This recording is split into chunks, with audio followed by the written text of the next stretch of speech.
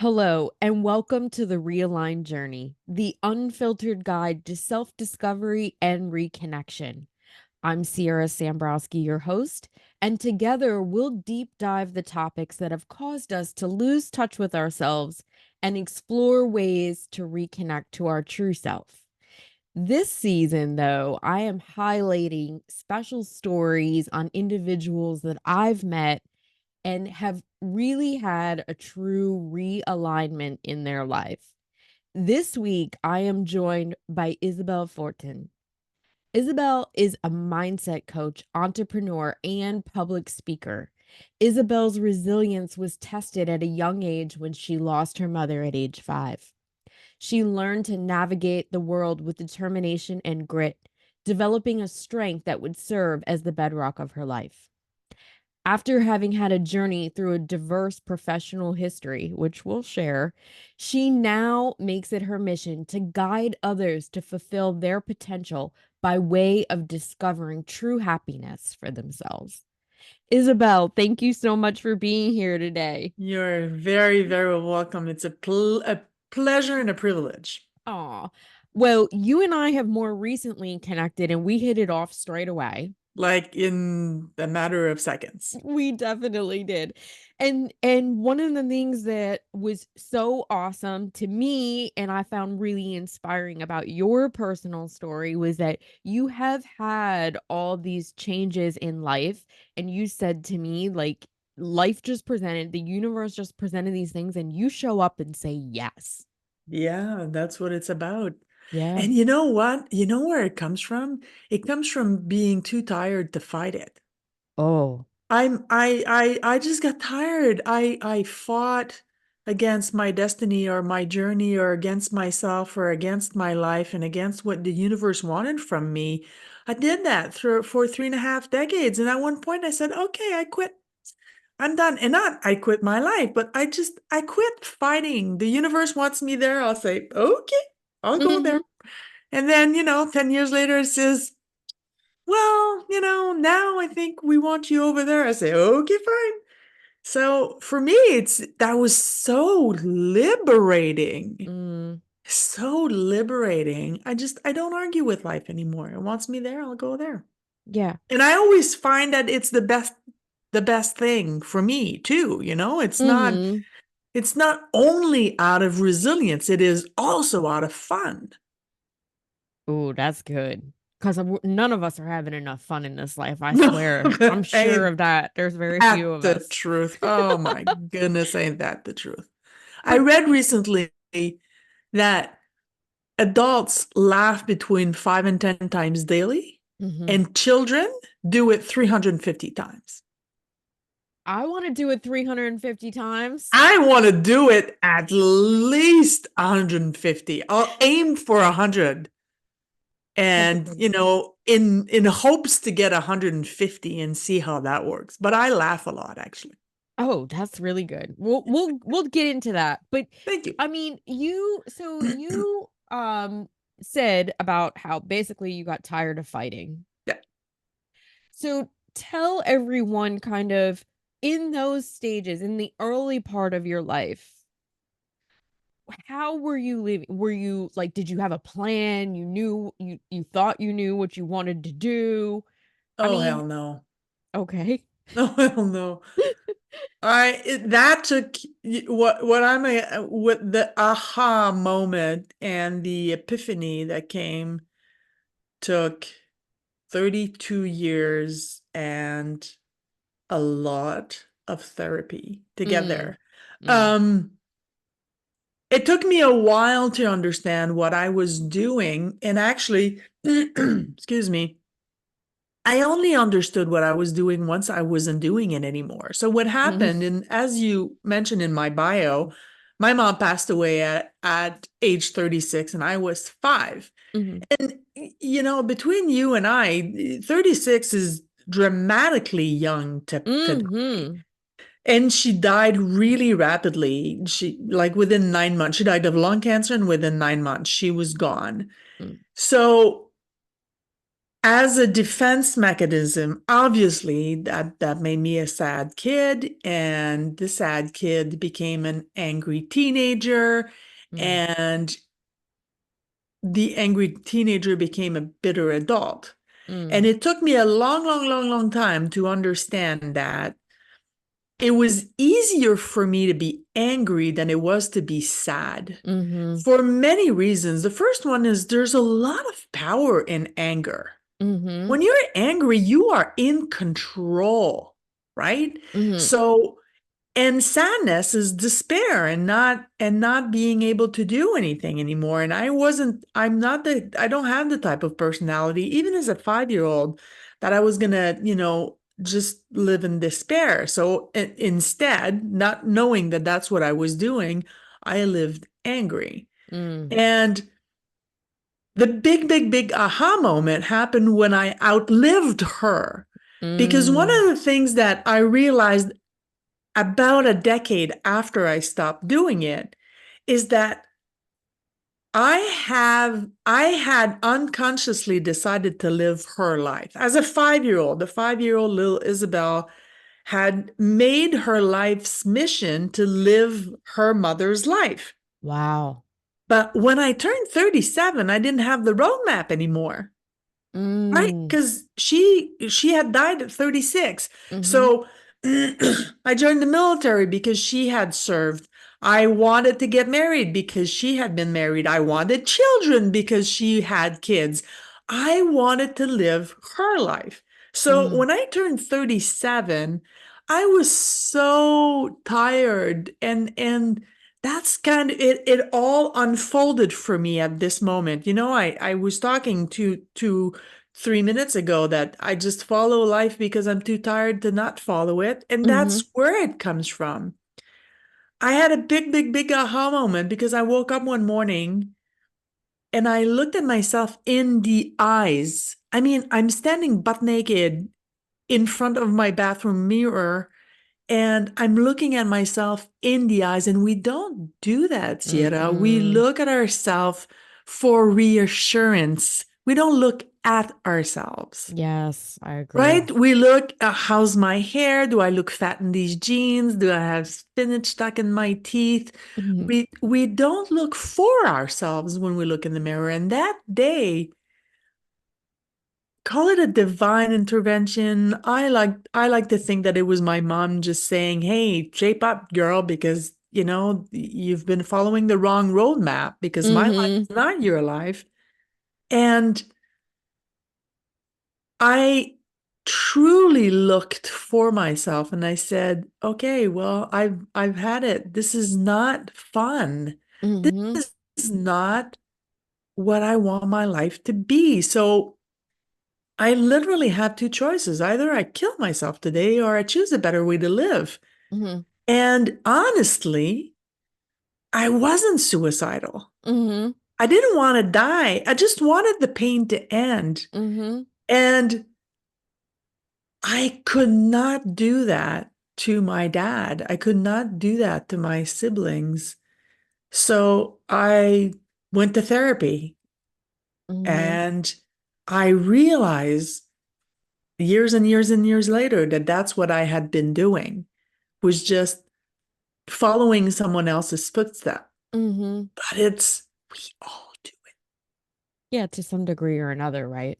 We We're all, following the story that somebody else laid out for us. yeah. Mhm, And it's designed by our cultures and our family and our limiting beliefs and mhm, our religion and I'm not blaming anybody.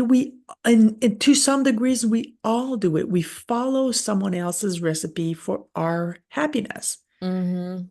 And eventually I just said, nope. No, this is not fun. And I do believe in God. I'm not overly religious, to be honest with you. Right. I call that power God instead of calling it whatever. And I believe it's all the same thing. So you Mhm. do you, I you do believe in too. what you Yeah. believe in, Yeah. and it's quite all right with me.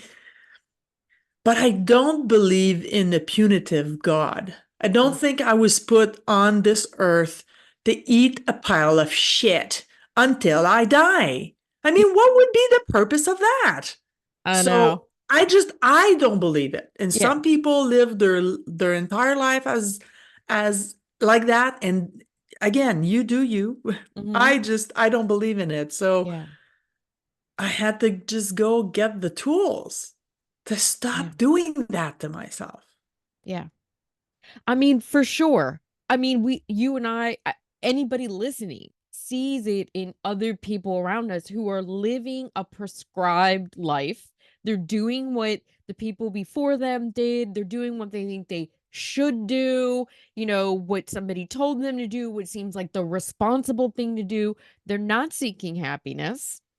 They're not seeking a life of ease or pleasure, of joy, of even love.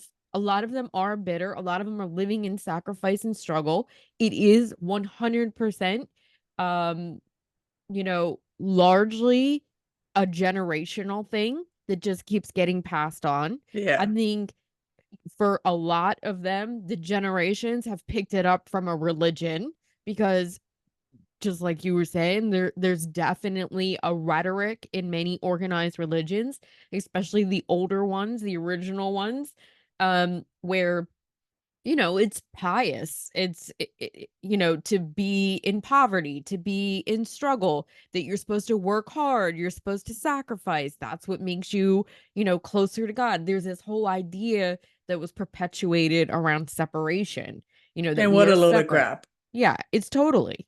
But very few people, I mean, I think maybe that number's coming more. I think there's a lot of people that are saying they get it that aren't embodying it, that aren't truly Hmm. getting it. They're parroting back what they've read and heard from other people, right? Yeah. But I mean, part of this conversation is that you had a moment where you were like, basically, fuck this shit. Fuck Like, this shit. I'm Truly I'm fuck this done with shit. this. Yeah. I don't know what the hell I've been doing, but it It sucks doesn't work for me. and I don't want it to suck anymore, Yeah, right? exactly. Right? And I You're mean, if life was to suck this much, I didn't see the point. mhm, Yeah. agreed. And I've had those moments in my life. I mean, you're not alone in that and I've not I mean, I don't talk a whole lot about it because it is depressing. But I've had those. I've definitely had those moments. I don't keep it a secret. I've had moments where I think this version of life is not worth living. Yeah. It's just not. No. And And I and don't think that's why we're here. oh, I mean, even like I said, I'm not overly religious, but even in the scripture, in some point, it says, and when you go meet your maker, one of the first questions is, did you have fun? Did you enjoy the ride? hmm, So why aren't we? And in the name of what? mm, that's a great I, question. yeah, People in the need to name of ask what? themselves, in the Yeah, name of what are you suffering? yeah. What the hell do you get out of it? I mean, Yeah. there's some internal story in somebody that they are getting something out of it, or else they wouldn't keep perpetuating it, right? They wouldn't keep staying stuck in that. Oh, 100%. Yeah. Yeah.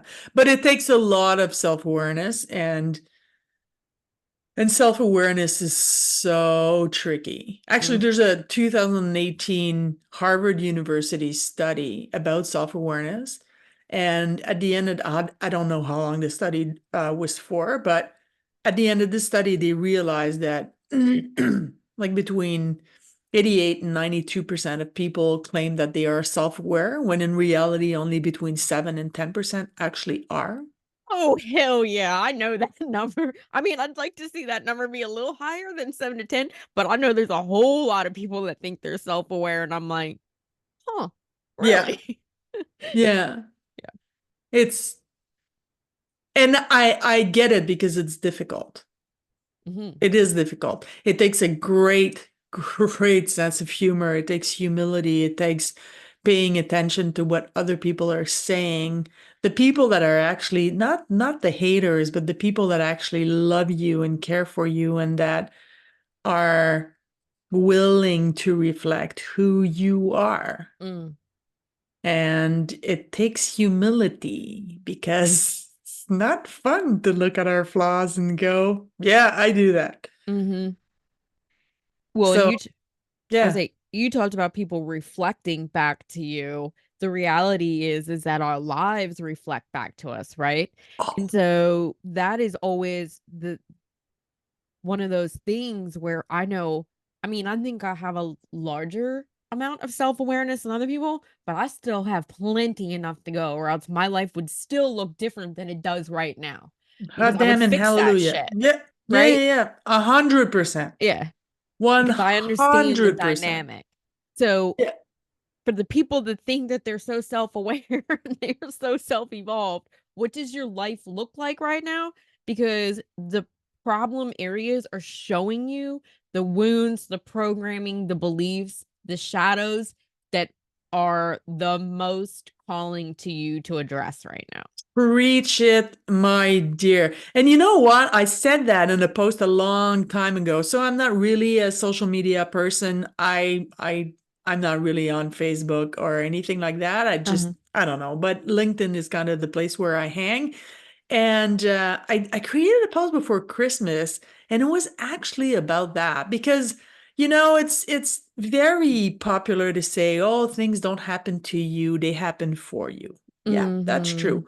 But actually, there's one step further, and the step further is they happen from you. So Mm. you are 100% correct, my friend. And I'd like to think that I have a little bit a higher self-awareness than most, but I'm not at 100% self-awareness Mm-hmm. because you're so right. If I was 100% self-aware, my life would be a hell of a lot better. And don't get me wrong, my life is great, but it'd be better than it is. Mm-hmm. That's the Exactly. fact. Mm-hmm. Yeah. So there are things that are being reflected to me that are shining, or pointing shadows that could use a little bit of more light, and that Mm-hmm. light has to come from me. So that the proof is in the pudding, right? Mhm. Mhm. Yeah, for sure. For sure. To go back to that point in your life, so you hit 37 and you realize this your roadmap is gone, as you Yeah. said. And you realize that life is painful. There's Yeah. not a whole lot of joy. You don't feel fulfilled, right? Now I'm putting words in your mouth because you didn't say all that, but that's No, what I no, but gather. I'm gonna say, you're but that's what pretty I much on the gather from money. it, right? Yeah. Like it sucked. It just Yeah. sucked. Yeah. And you were like, I don't know why I'm doing this. But was there a like, was there something, because you said then you really started into therapy and stuff. So was there like a catalyst event? Was there a moment that you can really pinpoint that was like, this is my wake up call? I had two. The first one, excuse me, I'm still battling a freaking cold. It's okay. Um, okay, so my mother, I'm the youngest of three. My mother had me at 30, Mm-hmm. and I've never been married and I don't have kids. And for the longest time, that's all that I wanted because again, I was following her recipe. Mm-hmm. So when I hit 30, I asked a friend of mine who had been a partner with whom I still had a great relationship. Excuse me again. And I asked him to make a kid with me and Mm-hmm. that he would take the role that he wanted in that child's life, that he could be literally just a sperm donor. Mm-hmm. And he could be a dad and he could be somewhere in between. He could be the fun uncle. He could be whatever he chose, Uh-huh. but that I wanted to have a kid. And there are two great, great, great things that happened from that. The first one is he didn't, three things. The first one is he didn't discard me. He actually took time to listen to what I wanted and why, and took time to analyze how it would make him feel. Mm-hmm. The second great thing that happened with that is he declined. Mm-hmm. And he, not that he needed to, but he did justify that for himself, he could not live with knowing that he had a kid and not Mm-hmm. being in this kid's life. Right. And for this time around, he had chosen to live a life without having kids. And he never got any, not that he knows of. And well, because with fathers, many of them don't ever know Yeah. their Yeah, dads, that's right? true. Yeah. It's easier for them. Women, Yeah, not so much. We have a kid, we exactly. pretty much know it. Yeah. And the third thing that happened from that is my sister saying, Isabel, I'll support you with having a kid by yourself. And at this point, she was also the mother of three. Mm-hmm. I just want you to go to therapy and go see why you want this so bad. Mm-hmm. And I did. I started therapy at 30, but it was in my mind. It was only about would I be, because you can't return the kid to the store, right? Right, right, right. So would like all my intention and all my emphasis was on solving that issue in my life. Okay. And it laid the groundwork for the haha moment I had at 37. Mm. Because of course it was linked to my mother and my mother's passing. And all we did in 6 or 7 years of seeing her sometimes every 2 weeks, sometimes every month, and sometimes just once in a while. It Mm-hmm. wasn't like at the beginning, it was Right, very right, right. constant. And then was, I was going to say solve, but it's not solving, but go heal everything that had happened after her passing. Mm. So my memory, my brain, my 5-year-old brain, Mm-hmm. had blocked 16 months of my life after my mom's passing. Mm. So I would go see her and then I would come back home. And then for 3 days, I was on cloud nine. And then it was usually through dreams. For me, that's pretty much how it works. I would remember things and then I would need to validate. Okay, did that actually happen or is that a figment of my imagination or did Mm-hmm. I just dream it? So then I would talk to my sister or an aunt or one of her sisters would obviously still an aunt, but I would call my dad. I would call friends of hers and try to picture, is that a memory or is that because, the things that my memory blocked weren't that much fun, right? Right. So, so I did that for 16 months. And actually, I did that for more than 16 months. I did that for 4 years about. And then I could start laying the foundation of what would become my life. Mm.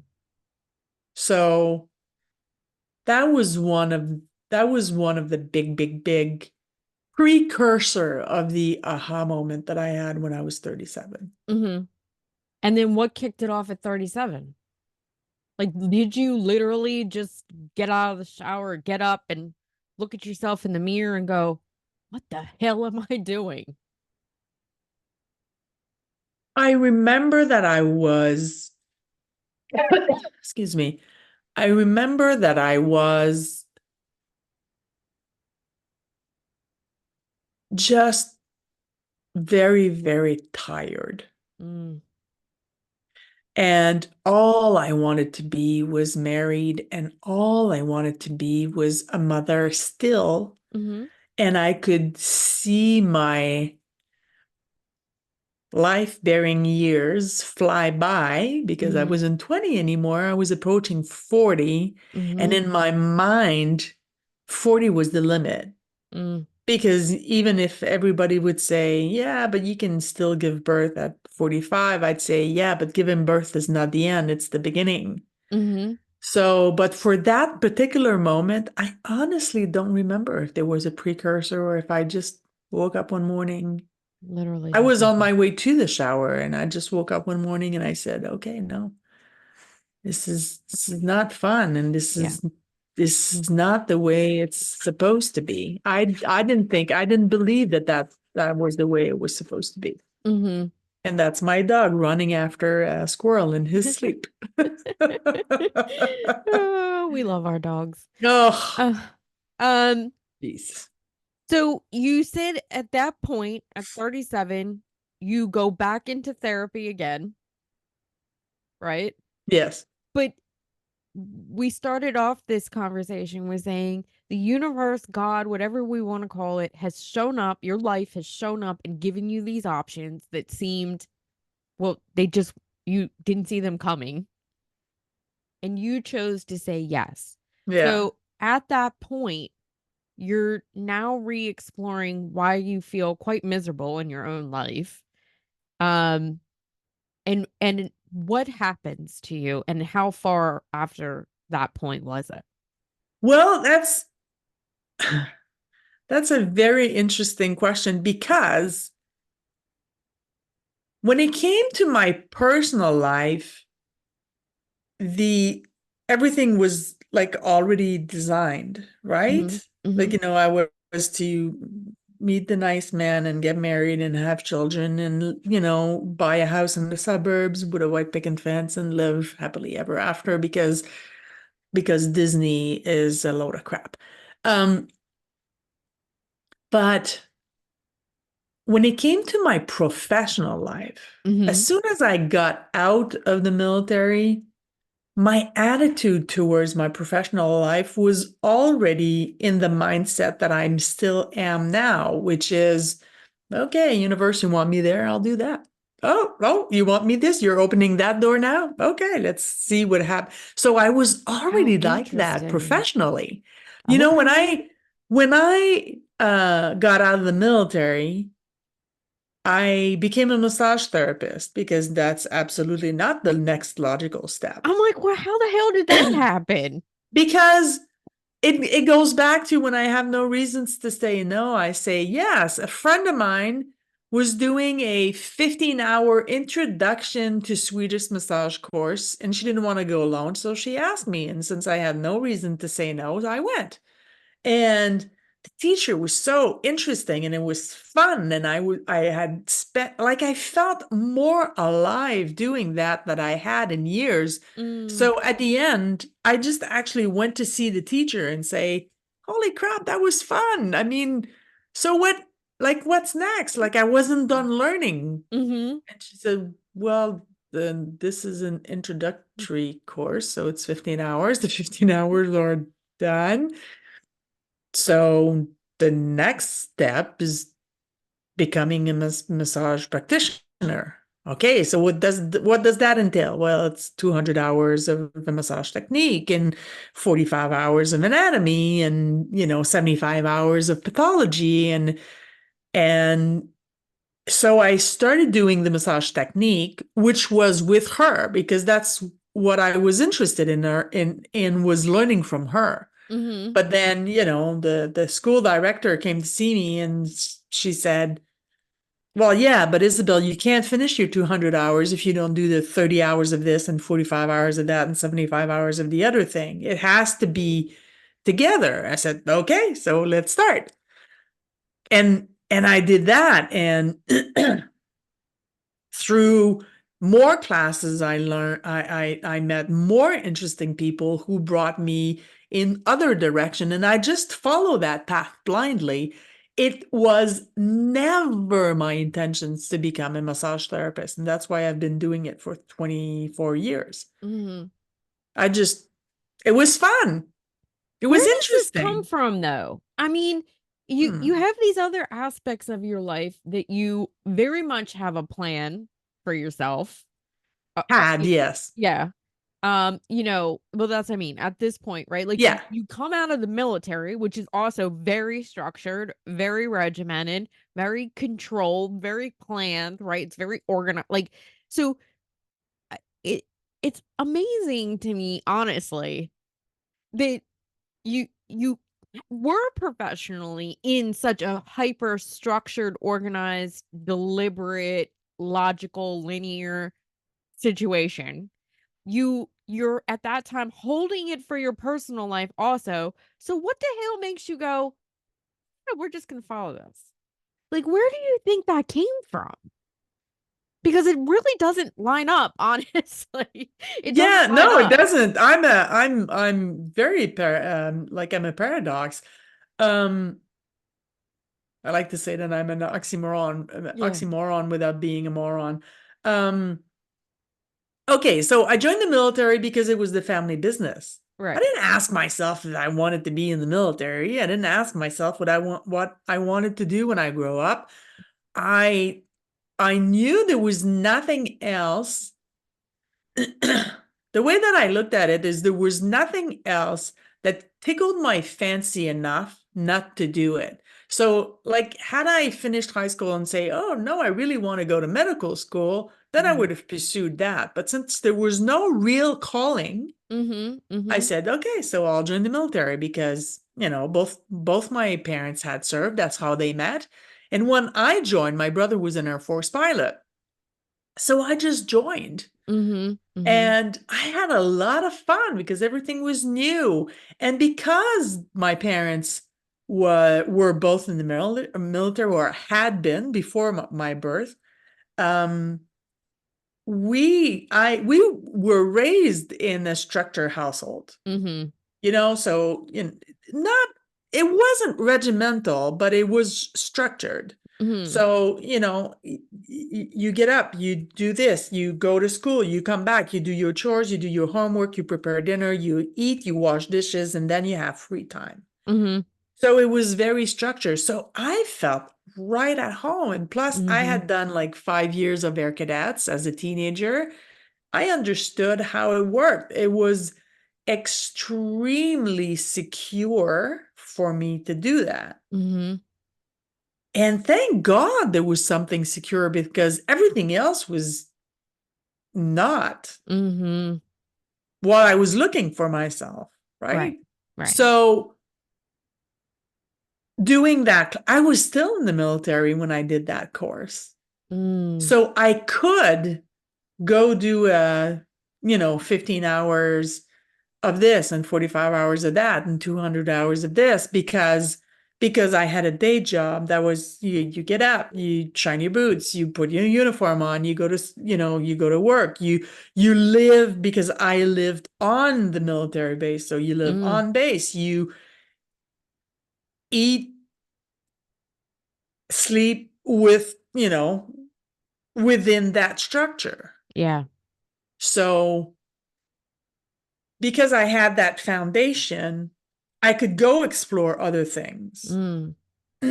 When it came to my love life and where I thought that my life needed to go, not professionally, Mhm. but personally, I just had to follow the path. Mhm. And see, it's even well, my mom was in the military, but she also married a military. Mhm. Right. So what better way to meet a military man than on a military base? So I followed the path that was there. Mhm. Yeah. The prescription, so to Yes, speak. Gotcha. exactly. So you And go off. it was all on me. Yeah. Nobody in my family ever expected me to join the military. Mm. I thought that's what it was expected of me. So I did. It's all on me. Mm. That's interesting too, right? The way that we put these things and like carry on these stories. I mean, I think you see it in, I see it in family dynamics all the time, right? Like it's like, well, you guys always thought that I was, and they're like 30 years later, they're like, we didn't think that. Like, where did you get that from? You know what I mean? Like I it's these stories that we have constructed in our minds around, particularly, and I think a large part of it comes from our generation too. I always say I think we're like the last generation where it was like keep silent and suck it up, right? Like after us, we're the ones that kind of started to explore with therapy because certainly our parents, largely the generations before us, that was not even considered. And there's still a lot of people in our generation that also are like, yeah, I'm not doing that. I'm not talking about my feelings. I'm not gonna go tell somebody else my stuff.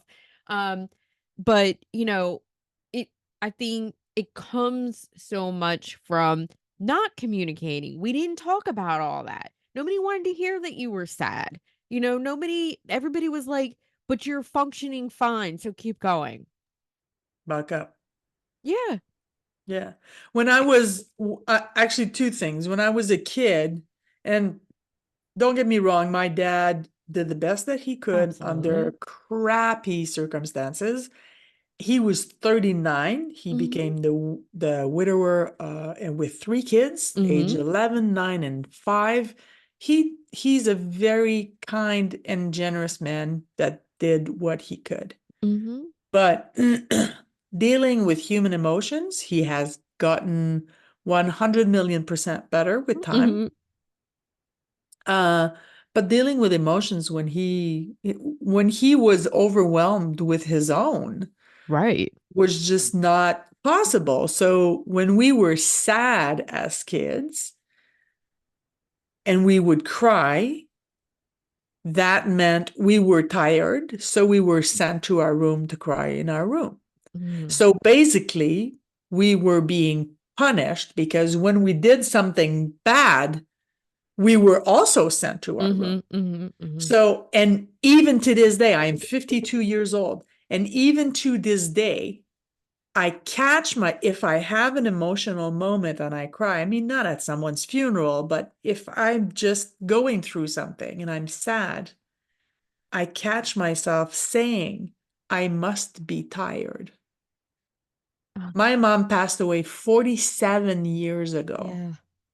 and I still have that imprint on me. Mhm. Thank goodness now I have the tools to recognize, catch it, and say, no, I'm not tired. Mm. I'm sad, and I am allowed to be sad. Mhm. I just don't want to move into sadness Mhm. anymore, Mhm. but I'm allowed to be sad. So, yeah. But the other thing in um, with what you were saying, we humans we tell ourselves stories and we believe it. We believe Mhm. all of them. And especially nowadays, I find that we confuse our emotions and our opinions with the truth. And when I told my dad that I was quitting the military, I was so scared, Sierra, you have no idea. I drove my dad lives about an hour and a half away from me. I drove to his house and I was nervous. I was a nervous wreck. And for Mm. some strange reasons, I've always shared the big events in my life while washing the dishes with my dad. And I remember I see it clearly. He's washing the dishes and I have the dish rag in my hands and I'm drying and I just blurted it out. I released from the military, blah, blah, blah. And he kind of took, and my dad is such a patient person. It's not even funny. I mean, sometimes he should be a little bit more impatient, but he just took a step back. He dried his hands. He looked at me and he said, "Okay," very calmly, like nothing. Mhm. And I was emotional and I was crying a little bit and I was ranting, about, why, and I was justifying my Mhm. actions Mhm. and I mean, I was 27 years old. I could do what the hell I want. Right. And at the end, the last thing that I said was, I know I'm disappointing you, Dad, but it's my life and I'm blah, blah, blah, blah, blah. And he looked at me and he said, I have never been disappointed in you one single time in my entire life, and it's not going to Mhm. start with that. Where Mm. did you get that idea from? And I said, well, I know that you wanted me to serve in the military and follow mom's footsteps. And he said, I never wanted any of this. I want you to be happy. Mm-hmm. If being in the military makes you happy, then stay in the military. If it doesn't make you happy anymore, just get out and do something else. So I had created that entire scenario all by myself. Mm-hmm.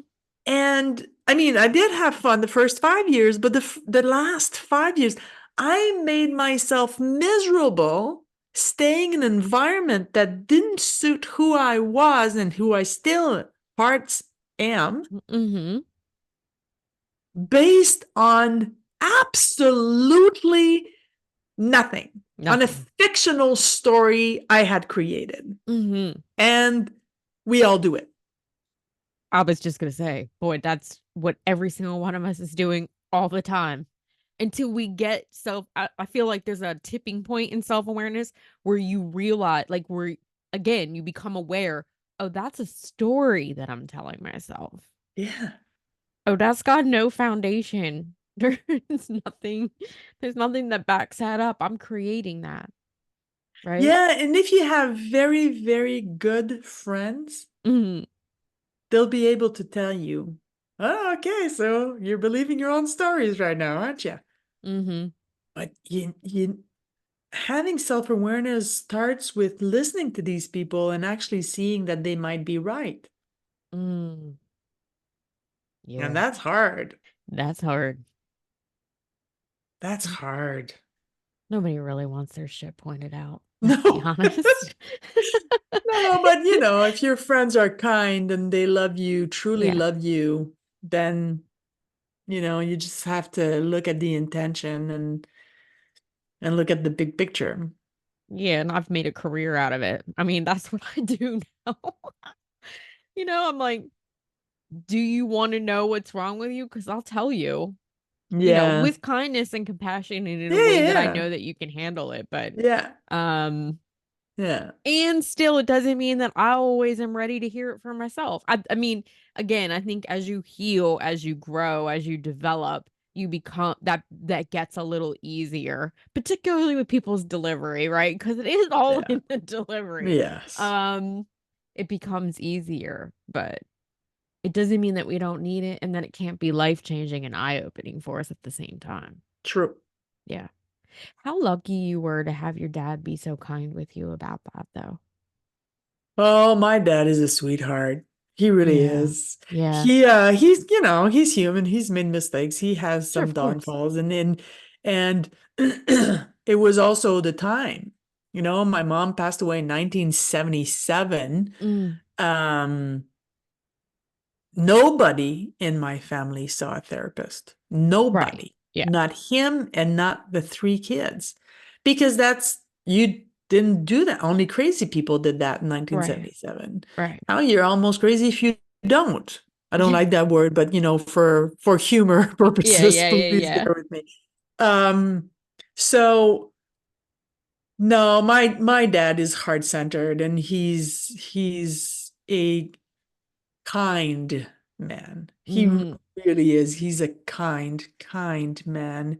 He is loving and compassionate and considerate and not perfect by any stretch of the imagination. Hmm. And all of that is just perfect. Yeah. Yeah. So, yeah, I was very lucky. I Yeah. still am. My dad is 84 now. Yeah. Hmm. That's wonderful. That's Yeah. wonderful. We did not even go through all the twists and turns that your life has taken, the different ways it's You're shown going to up. So have to that just invite me means again I was gonna say that just means I have to have you back, Isabel, anytime. for sure. I mean, Anytime. I still feel like this was an incredible conversation. I'm so excited right now. Like I can't wait to release this. Because I think that there's so many great nuggets Thank that you. you were able to share about coming to a place of self-awareness and our personal stories that we carry and how that shapes us, right? And that letting go and being adventurous. Like when I hear you talk, I think, Oh yeah, because you had this really adventurous spirit in you, even if you weren't Yeah. giving it space until you got older, right? Yeah. But there's an adventurous spirit in you. Yeah. And you know what, guys, whoever is listening to this, give yourself grace. Give Mm, yourself grace. Be kind to yourself. You deserve it. You're kind to other people, so start with you. yeah. You're not perfect. Guess what? You're never going to be, and if you were, it'd be boring. Yeah. So, just look at the whole picture. Yeah.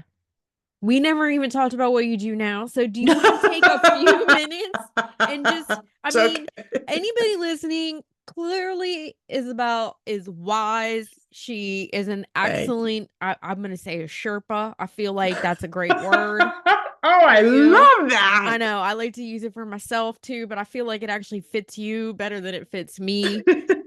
So tell everyone about what it is that you do, how you can help people, and what is the best way for them to connect with you.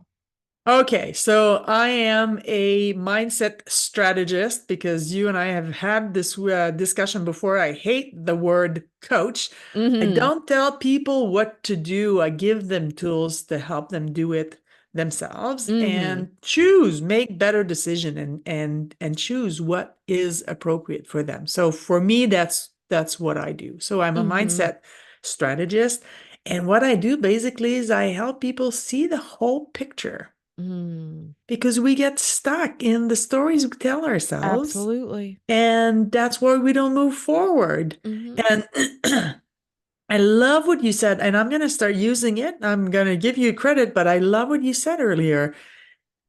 If you're if your self-awareness was extremely high, your life would not suck.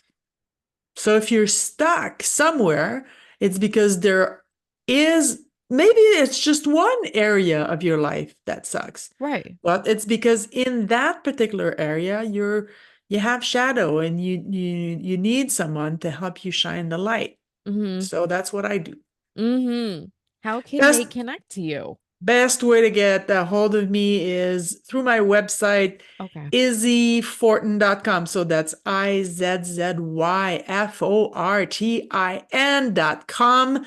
And on LinkedIn, my name is Isabelle, ISABELLE, and not A. My name is not Isabella. Mhm. Fortin, Fortin. That's Yeah. how you get a hold of me. I'm going to try and remember to put that in the show notes. That way, if Thank you. anybody does read the show notes, and I will, of course, tag you when we release this. Thanks. Thank you so, so much. It was Oh, lovely. I was say you are 100% coming back. I'm never Oh, letting you off phew. that easy for sure. We have Wonderful. two good Anytime. conversations. I'm going to have you on my show too. I have a show live on YouTube and on LinkedIn every Thursday morning, 10 a.m. Eastern. You can catch the replay. And my show is called The People, Passion, and Purpose. Oh, I love that. Yeah, for Yeah. sure. So anybody listening that just loved Isabel and what she had to say and what she's sharing and her perspective on life and getting through this life, definitely make sure you go check out her YouTube show for sure. That's a really easy way to just stay connected to her and keep hearing Yes. what she has to say. All right. Sojourners, thank you so much for joining us again this time. Please remember to follow and subscribe so that you don't miss an episode. You can continue to hear these great conversations as we talk about the ways that people's lives are being realigned this season. Thanks so much, and till next time.